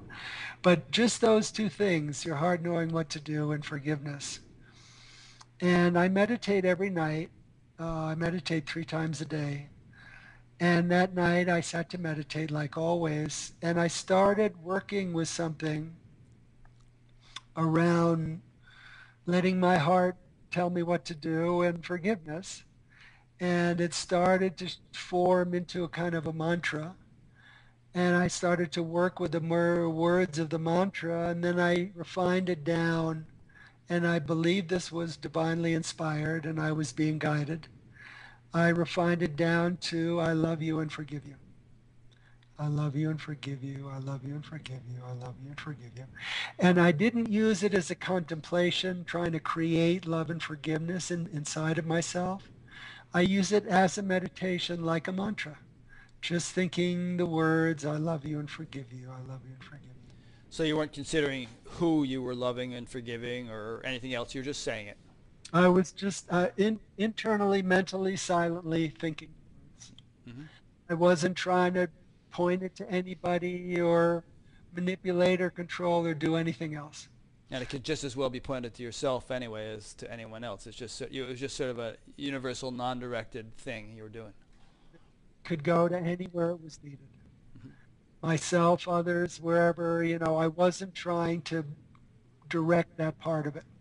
I was only using it as a simple mantra. We were told that the TM mantras are meaningless sounds. There's truth to that and there's lie to that. But I was using it in a way almost like a meaningless sound. But it was, I love you and forgive you. And this thing started happening, kicked in automatically without my making much effort. And for 5 hours straight, I mean, if you do meditation and you go into a deep samadhi or a deep healing, you know it. I mean, you know it and you don't want to stop. And almost immediately upon my starting this, I went into this deep place of healing, and all this stuff started happening. And for 5 hours straight, what it felt like was that love and forgiveness, without my trying to manufacture it from my small self, was going everywhere in my system it was needed, and it was healing things. And a lot of it was towards myself. It was all in myself. It was all in my own infrastructure, in my ego, in my personality, in my shadow, in all of the parts of me that were damaged and constricted and tight and fearful. And I wasn't seeing the details that clearly. Oh, was that age. It wasn't anything like that. It was just I was feeling very profoundly this energy of love and forgiveness going everywhere in my system, wherever it was needed. It was like my higher power took over and was working with my subconscious, and I was just benefiting, just sitting there benefiting without having to do much. And I didn't think it all the time. I didn't, jam the words out. It just happened. It just happened. And after about 5 hours, I went to sleep and I woke up, and I felt absolutely totally different than I've ever felt in my life. And it didn't feel like I felt after a big, huge breakthrough or epiphany. It felt utterly, utterly, utterly changed on every level of my existence. And I felt space. I've always had trouble breathing. Not always. I say like hyperbole. There are times when I feel less constricted. But for almost all my life, my breathing has been restricted and contracted and, whatever. Spin, fear, angst, anxiety, whatever. All of that, almost all of that was gone. At first, I thought it was all of it. I thought it was 100% of it. But I soon began to realize that it wasn't all of it, but it was 95% of it, literally. It was my shadow not only was I bigger than my shadow, as they like to say, in some circles, it's that my shadow had healed and released, and I was free of it, completely free of it. And And has that borne itself out over the last 6 months or so? it's borne itself out. Mhm. I know it's not 100%. I know there are things that I still go through. I still have an ego. There's no question about that. But it's like the ego, it's like it's a mechanism. It's like it's a mechanism that's just there, and it can't grab me and take me over like it used to. There are times when it can rise up and very briefly seem to hold sway over me, but they can't last very long, and it doesn't have the grip that it used to have. But it's like a mechanism that's still there. It's like kind of built into my system. I think personally, I hear all this talk about getting rid of your ego. I think that if you're going to be alive, you need one. It's a mechanism, just as your senses and your intellect and your mind and all these faculties we have are mechanisms. It's just that it usually, in most cases, has been blown out of proportion, has usurped its the authority and gotten, too dominating. But if everything is in its proper proportion, then the ego is just it's one of a number of faculties that enables us to function as a human being. And that's been my experience, although I would even add to that that it's not really necessary to function as a human being, that there are times when it's called for and needed, but for a lot of the time it can just be quiet and sit there as a dormant mechanism that's not needed in that moment. Sure, as with a number of our faculties, but it also sort of depends on what we mean by ego. I mean, if what I mean is just some sense of personal identity, such that you would at least, care for yourself. You wouldn't walk out into traffic without the sense that there's nobody here and nothing's happening. You would have the natural protective mechanism not to do that, and a million other examples we could raise.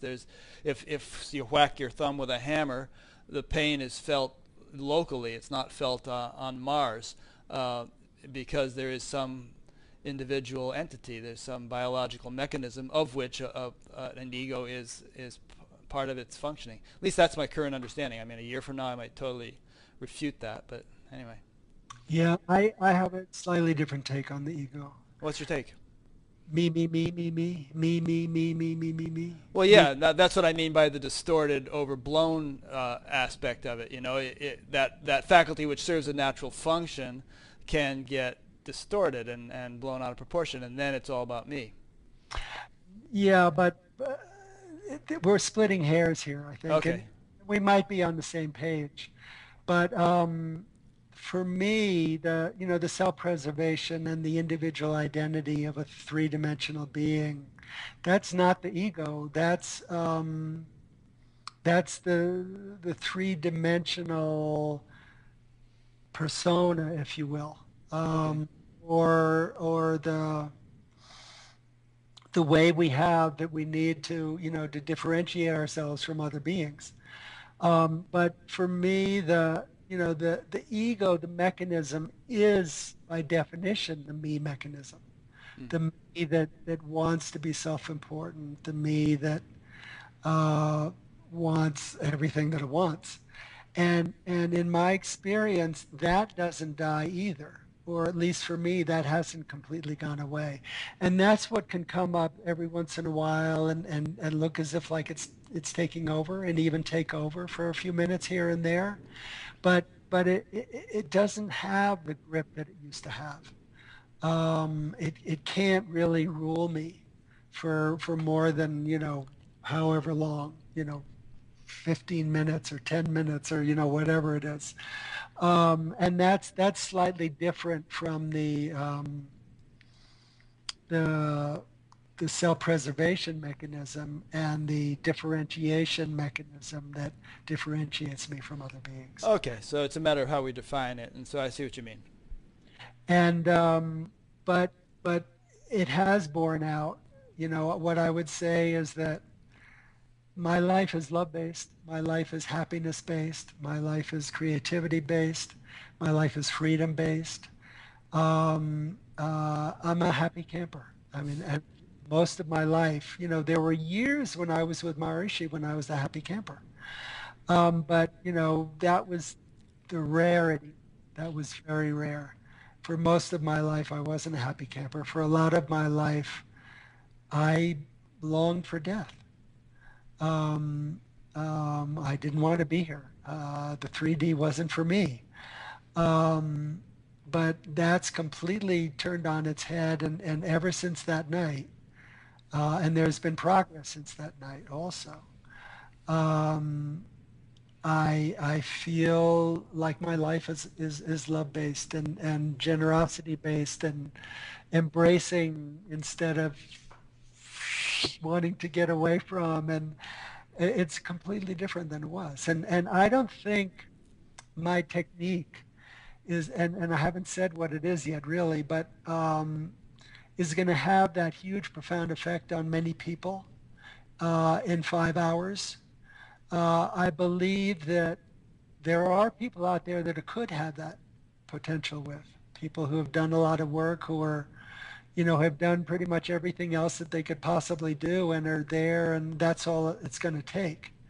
But I think for many people, in a more gentle, longer term way, that this technique that came to me that night, that I've been using ever since, could really help heal and release their shadow and help them become whole, to become whole. And that enlightenment or liberation or self-realization is a part of that. When I do this technique, there are times when what I call the samadhi comes, the silence. And I write about it in the book. For me, it's not a flashy experience. It's beautiful and subtle, and it's when the mind quiets down and everything goes still, and you can begin to perceive a kind of a boundlessness, that either you're unbounded or there's somehow this infinite space there. And it's very quiet and it's very subtle, but there's not much else going on. And that happens from time to time, in my meditations.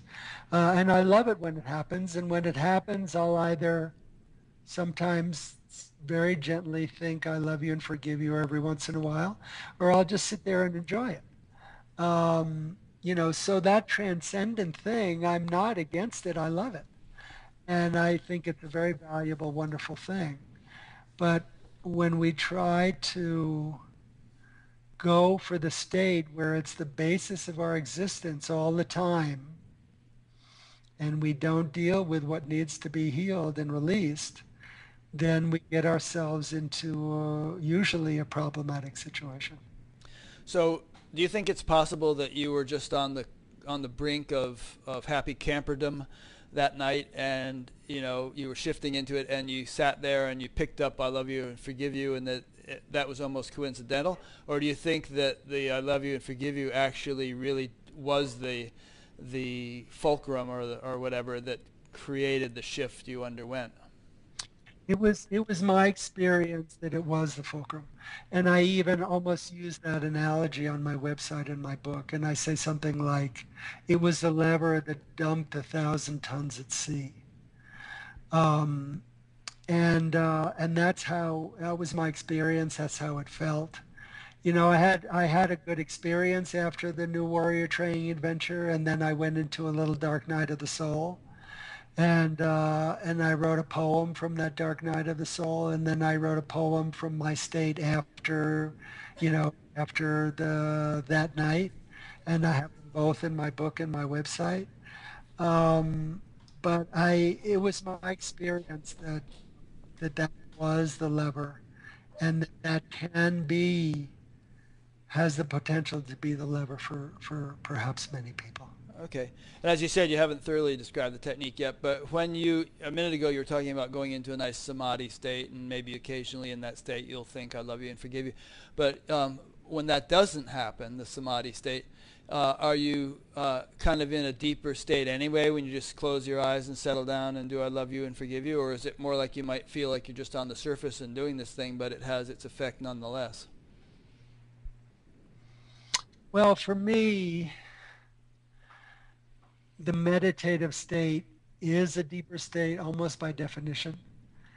There are times in the meditative state where I'm doing more processing than I'm doing transcending, that I'm feeling things coming up and that there are things that are somehow being processed and there's work going on. The elephants are waking up. I say the elephants are waking up. Elephants are moving and going through my system, Hmm. and elephants being parts of my shadow, Right. presumably.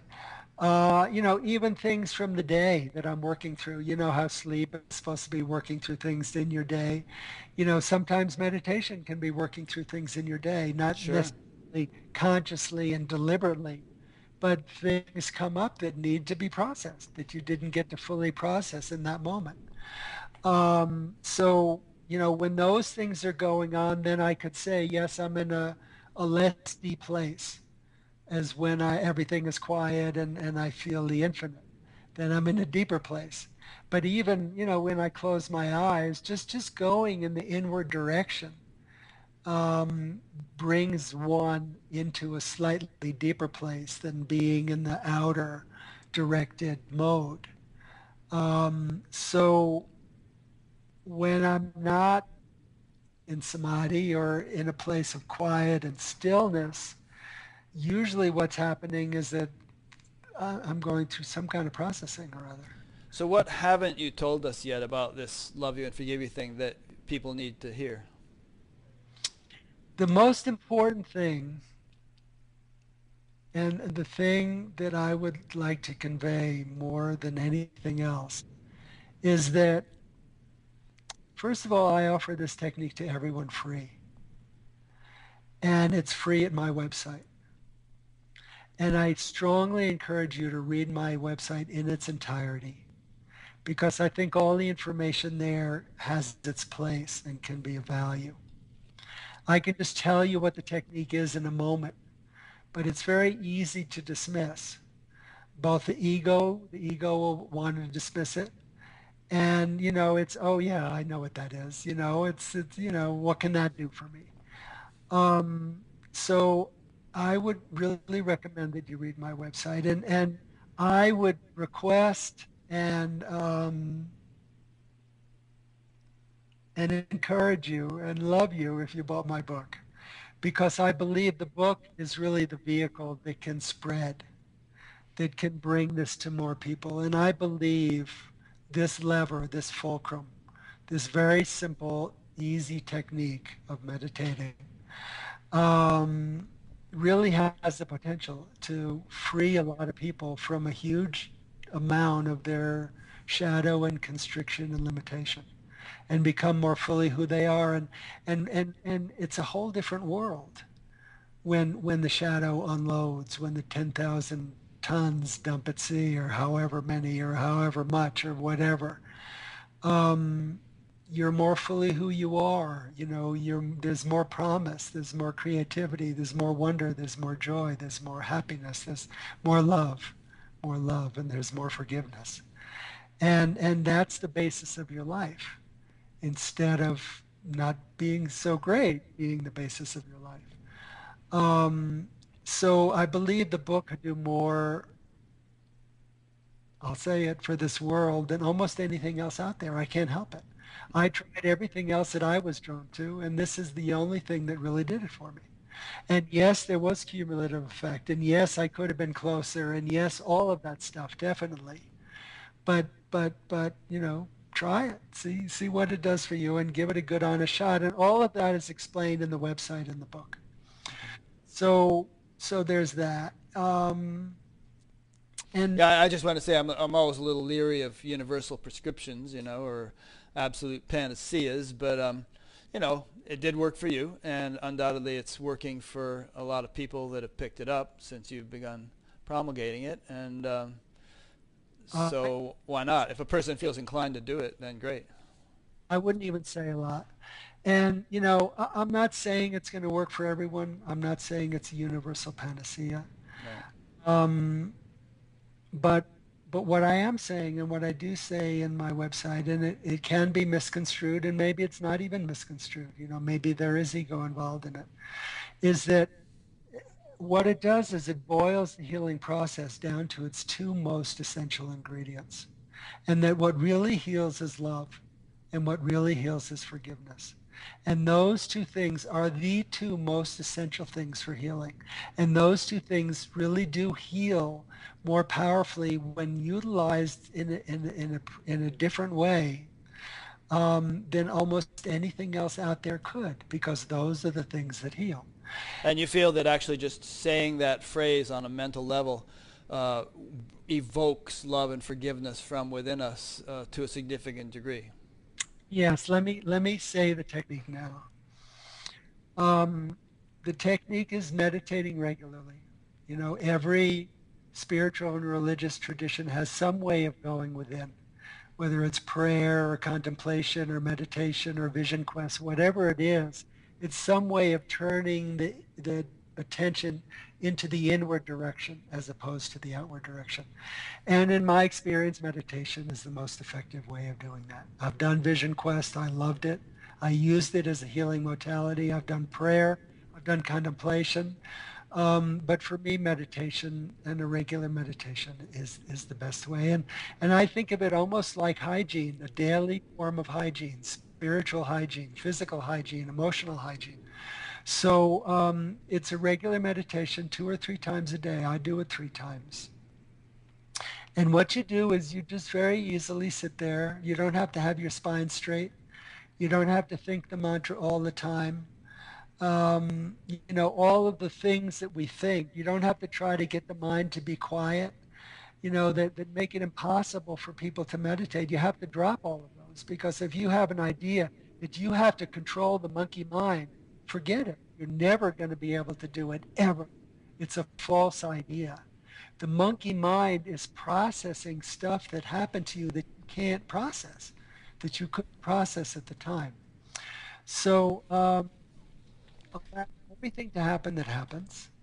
But when you can and when you want to, just very simply and easily think, I love you and forgive you. I love you, forgive you. I love you, forgive you. And let it go when you want to. Come back to it when you want to. Sit there for a long period of time just with the processing, if that's what feels right. If the silence comes up, sit there for a long time with just the silence, if that's what feels right. But when you do start ruminating or, you know, having lots of thoughts or whatever, and you can, just think, I love you and forgive you. And as easily and effortlessly as possible. But what can happen, and what I believe does happen, is it's not you, the small doer, the small self, creating love and forgiveness and healing things inside of you. What can happen is that the small self just starts to get quiet.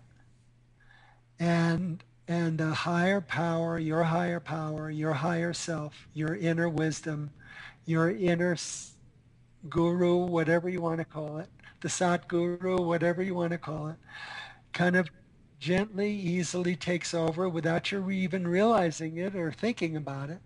And it starts delivering those vibrations, those energies of love and forgiveness everywhere within you where it's needed, or one particular place within you where it's needed, or, you know, whatever happens in that moment, you're not the doer, you know, it's just happening inside of you.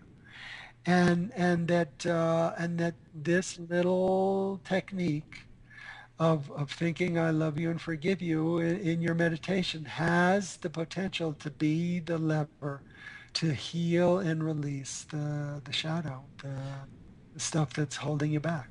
Does it usually take a while before a person feels that happening? I mean, because the person might sit there for 5 minutes and say, "Ah, this is boring. Nothing's happening." I mean, you have to kind of give it 20 minutes or half an hour or something to really kick in.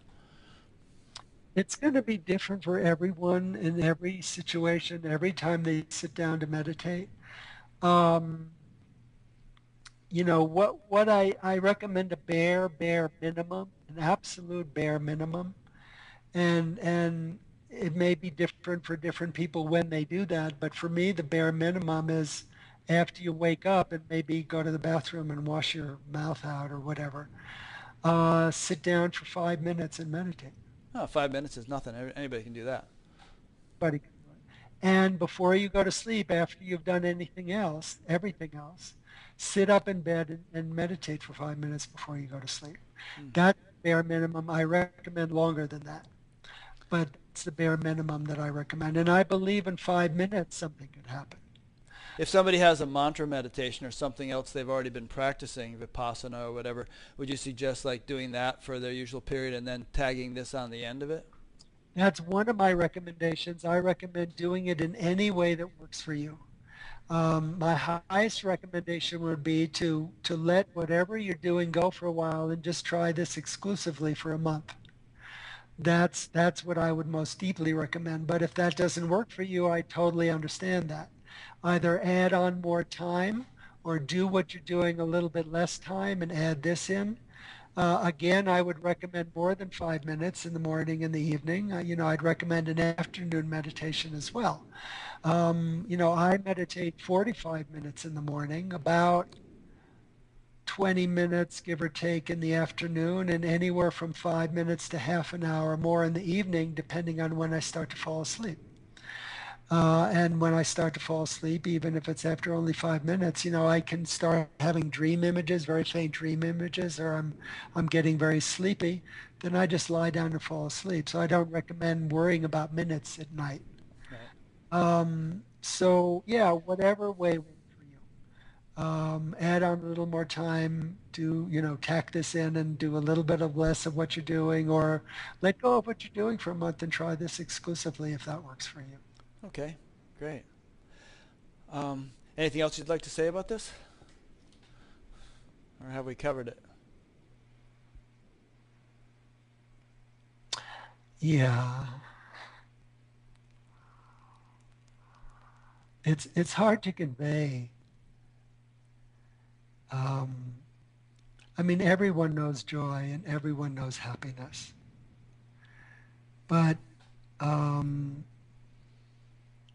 I think almost everyone knows inner turmoil and discomfort. Just basic existential, psychological, emotional, spiritual, heart, pain, discomfort. A lot of people know what the pain body is or what the shadow. A lot of people don't use that terminology and haven't worked with those things very much. But, your life can really be lived from a wonderful place instead of to be honest, not very nice place. And of course, we all go through ups and downs and fluctuations. But it's only the unhealed stuff. It's only the distortion.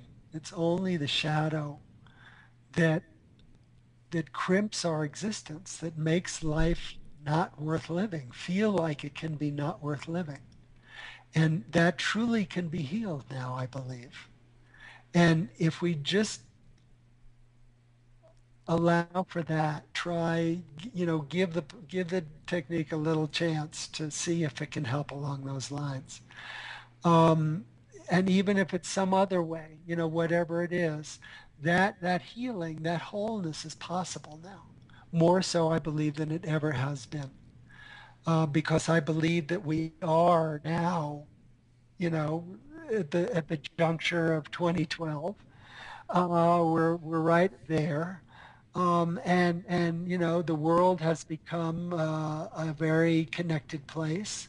And enough of us have done enough work over a long enough time so that it can become easier now for lots and lots and lots of people. And that we, as a human race, we have the potential to shepherd this planet and take care of it and take care of ourselves and help each other and thrive. I recommend everyone watch the movie Thrive. I really think it's worth watching.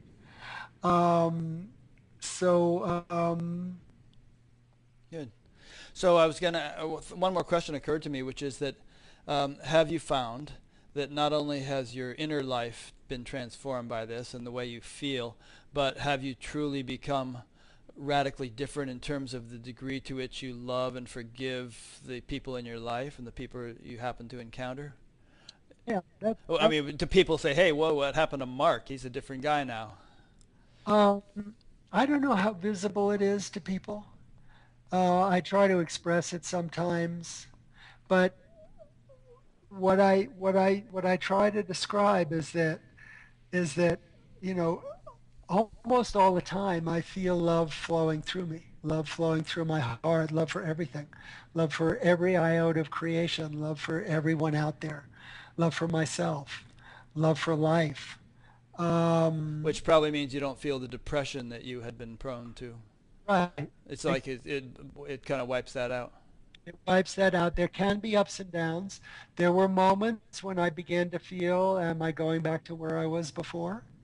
But, it became obvious very quickly that I wasn't.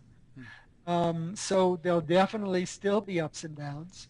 But the whole level of existence has shifted and the whole basis of existence has shifted.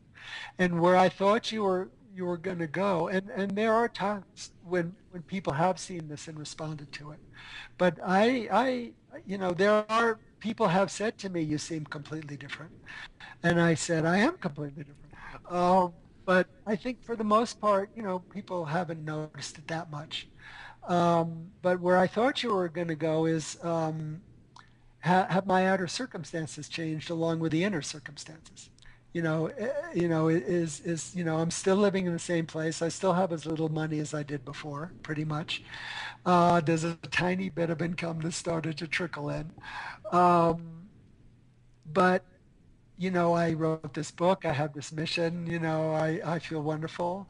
All of those things are different. And I believe over time the outer may change as well, but it doesn't matter so much anymore. I mean, if my book took off after I dropped dead, in 10 years or whatever, and I'd be thrilled. If it were to help people then, I'd love for it to help people now. I'd love for it to sell like hotcakes and me be able to, do half the things that I would still like to do. There's still a lot of things I would love to do. Um, but those things don't matter so much anymore. What matters is the basis of my existence, which is totally transformed. Beautiful. Well, that's a good spot to end it. This has been a fascinating conversation. Thank you. I'm Thank glad you. we did it. Totally enjoyed it. Me too. Yeah. Let me make a couple of concluding remarks that I always make. I've been speaking with Mark Landau, which you probably realize if you've listened this long. And Mark and I are old friends from way back. And this discussion, this interview, is part of an ongoing series. I do about one a week, although this weekend I'm doing three. You and someone on Saturday and someone on Sunday. But if you would like to be notified each time I do a new one, then please go to batgap.com, BATGAP, which is an acronym for Buddha at the Gas Pump. And there's a little tab there which you can click on in order to sign up for an email notification, which you'll get each time I put up a new interview. You'll also see the video of this interview there if you want to send it to friends or whatever. And you'll also see a link to an audio podcast if you'd like to subscribe to the podcast and listen to this on your iPod or iPhone. There's also a discussion group that springs up around each interview and usually remains relevant to that interview. Hopefully it will. So if you feel like discussing some of the things that Mark has been talking about, go ahead and participate in that. There's also a donate button, which I really appreciate people clicking from time to time and in order to support this endeavor. So thanks, Mark, and thanks to those who have been listening or watching. Yeah, you want to say one more thing? Yeah, we never did give the address of my website. Oh, I'm sorry. I am going to do that. You go ahead and say it, and I'm also going to link to it from batgap.com. But in case somebody's listening to this while they're riding their horse and they want to just jot it down, what is your website? Most people have probably figured it out. It's I love you and forgive you. There's only one I in it, and is spelled out. I love you and forgive you.org. And the name of my book, it's at my website. It's I love you and forgive you. A true self-healing tool and the life around it. Good. And again, I'll be linking to that from your page on batgap.com. If somebody's driving in the car and they forget what it was, just go there and you'll be able to click on it and go to Mark's site. So thanks, and thanks to those who have been listening or watching, and we'll see you next time. Next time is going to be another old friend of mine whom I met in 1969 named Rose Rosetree, and then the one after that is a very interesting fellow named Tom Crockett, in case you've heard of him. So goodbye. Thank you very much.